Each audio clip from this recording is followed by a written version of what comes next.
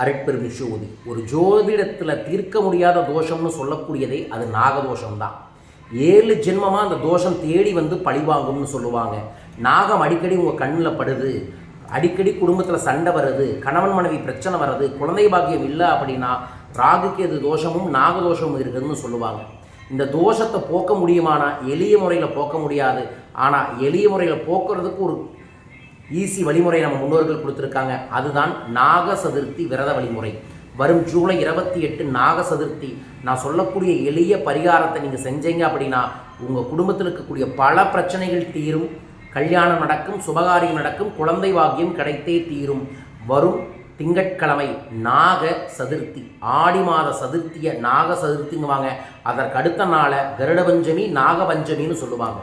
இந்த 2 நாளில் முதல் நாளில் வரக்கூடிய இந்த நாக சதுர்த்தி என்று நீங்கள் விநாயகர் பகவானை வழிபாடுகளை செஞ்சுட்டு புத்துக்கு மஞ்சள் தூவி பால் வைத்து நீங்கள் மனமாற வழிபாடுகளை செஞ்சீங்கன்னா உங்கள் குடும்பத்தில் இருக்கக்கூடிய பல பிரச்சனைகள் தீருங்க.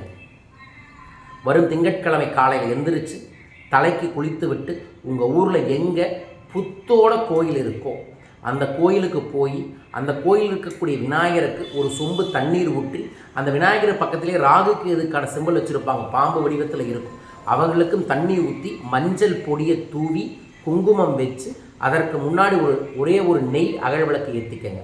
அந்த கோயிலுக்கு கூடிய புத்தை சுற்றி மஞ்சள் போட்டுட்டு அல்லது அந்த புத்தை சுத்தப்படுத்தி மஞ்சள் போட்டுட்டு ஒரு சின்ன கிண்ணத்தில் பால் வச்சு அதற்கு பக்கத்தில் இனிப்பை பொடி பண்ணி அந்த புத்தை சுற்றி போட்டுருங்க. அல்லது புத்துக்கு பக்கத்தில் இருக்கக்கூடிய விருட்சத்துக்கு கீழே போட்டு அங்கே மனமாற உட்கார்ந்து மன்னிப்பு கேளுங்க.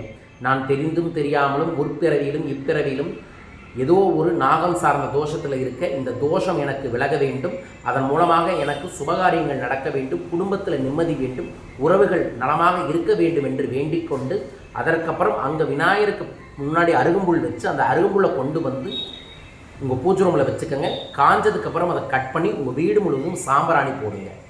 இதைய வரும் திங்கட்கிழமை தயவு செய்து பாருங்கள். மிக முக்கியமாக பெண்கள், அன்னைக்கே திருவாடிப்பூரமும் வருது. அதனால் ஆடிப்பூரம் நாக சதுர்த்தி என்கின்ற தெய்வீகமான சூட்சமான சக்தி மிக்க நாள்.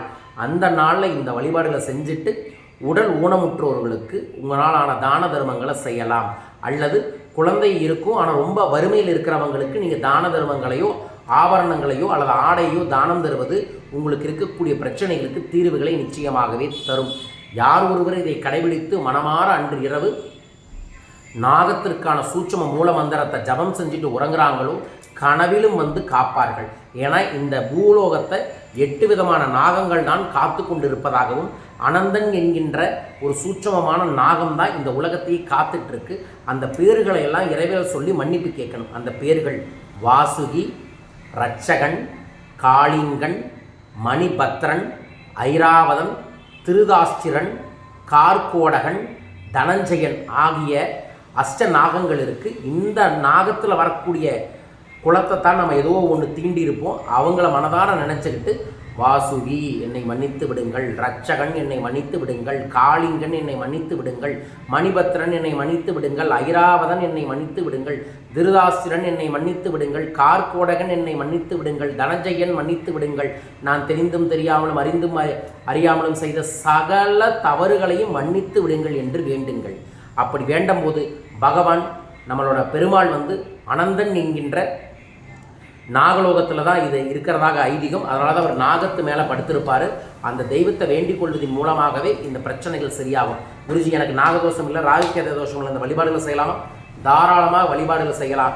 செய்வதன் மூலமாக உங்களோட ஜாதகத்தில் இருக்கக்கூடிய ராகுகேது பிரச்சனையும் சரியாகி உங்கள் குடும்பத்தில் சுபிஷங்கள் ஏற்படும்.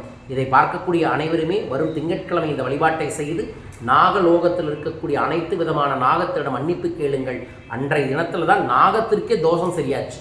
அதனால் நமக்கும் அந்த தோஷங்கள் சரியாகட்டும், நன்மைகள் பெருக வேண்டுமென பிரார்த்திக்கின்றேன். இதை பார்க்கக்கூடிய அன்பர்கள் இந்த வழிபாட்டை செய்யுங்க. யார் இதை செய்ய போகிறீங்க? நாக சதுர்த்தின்னு கமெண்ட் பாக்ஸில் மென்ஷன் பண்ணிவிட்டு இந்த பெல் பட்டன் ப்ரெஸ் பண்ணி சப்ஸ்கிரைப் பண்ணுங்கள். அதற்கு அடுத்த நாள் ஆடி செவ்வாய்க்கிழமையிலிருந்து நான் சிறப்பு வாட்ஸ்அப் பயிற்சி ஒன்று தொடங்க இருக்கின்றேன். அதில் கலந்து கொள்ளலாம்.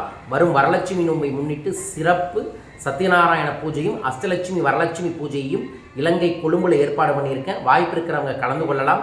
அதற்கு அடுத்த நாளில் தெய்வீகமான நம்மளோட தன்னை உணரும் பணவளக்கலை பயிற்சி வகுப்பு ஆகஸ்ட் 10ஆம் தேதி இலங்கை கொழும்பில் நடக்குது. இலங்கையில் இருக்கக்கூடிய அன்பர்களும் நண்பர்களும் இந்த பயிற்சியில் கலந்து கொண்டு பயன்பெறுங்கள். விவரங்களுக்கு தொடர்பு கொள்ளுங்கள். என் கூட நீங்கள் ஜூமில் பர்சனல் கன்சல்டிங் எடுத்துக்க முனையும் தனிப்பட்ட ஆலோசனை பெறுவதற்கும் தொலைபேசி எண்களை தொடர்பு கொள்ளுங்கள். உங்கள் வாழ்க்கையில் எல்லா பிரச்சனைக்கும் நான் தீர்வுகள் தரேன். வாருங்கள், பயன்பெறுங்கள். மீண்டும் ஒரு அற்புத பதிவில் உங்களை சந்திக்கின்றேன். வாழ்க.